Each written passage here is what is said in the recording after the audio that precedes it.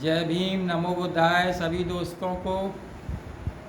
जैसा कि आप सभी को पता है कि आज शिक्षक दिवस है। शिक्षक दिवस के इस पावन अवसर पर मैं आप सभी को मंगल कामनाएं देता हूं।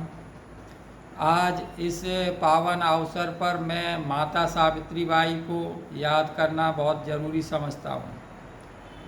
माता सावित्रीबाई का जन्म 3 जनवरी सन 1831 में पूना में हुआ था। जिस समय माता सावित्रीबाई का जन्म हुआ था, समाज में बहुत ही कुरीतियाँ थी और महिलाओं को पैर की जूती समझा जाता था। महिलाओं के पास कोई भी अधिकार नहीं थे। महिलाओं को समाज में बहुत ही नीचा स्थान था। महिलाओं को पढ़ने का भी अधिकार नहीं था। महिलाओं में अगर कोई महिला पढ़ने का प्रयास करती थी या पढ़ती थी तो उस समय ये माना जाता था कि धर्म भ्रष्ट हो जाएगा। ऐसा जो समाज की व्यवस्था थी उसकी वजह से महिलाओं को घर से बाहर निकलना एक बहुत ही अधर्म का काम माना जाता था। इसलिए महिलाओं को घर की चार दीवारी में ही रखा जाता था।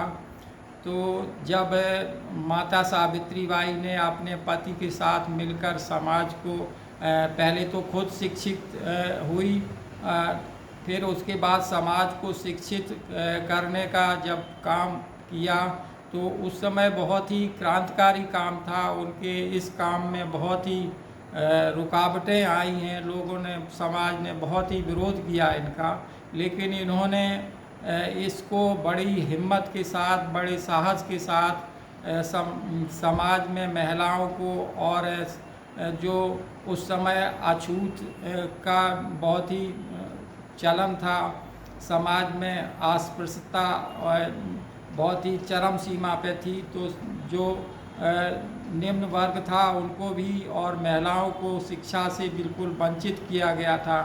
तो निम्न वर्ग को और महिलाओं को पढ़ाने का काम माता सावित्रीबाई ने सन 1848 में पहला महिला के लिए और नीची जातियों के लिए विद्यालय खोला। तो उस समय इनका बहुत विरोध हुआ। लोग इन पे बहुत ही छींटाकशी करते थे या इनको रुकावट डालते थे।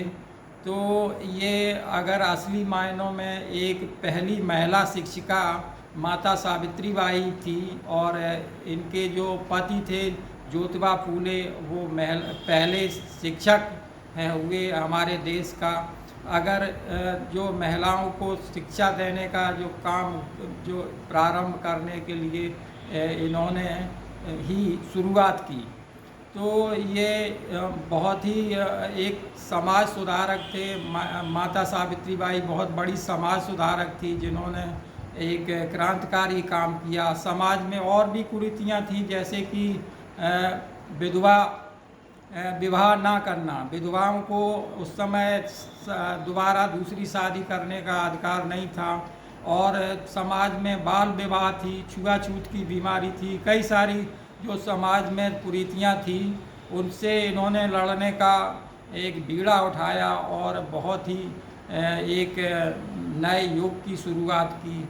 ऐसी पहली महिला शिक्षिका माता सावित्रीबाई और ज्योतिबा, राष्ट्रपिता महात्मा ज्योतिबा फूले के चरणों में मैं नमन करता हूं, और एक बार फिर आप सभी लोगों को इस पावन अवसर पर बहुत ही बहुत मंगल कामनाएं करता हूं।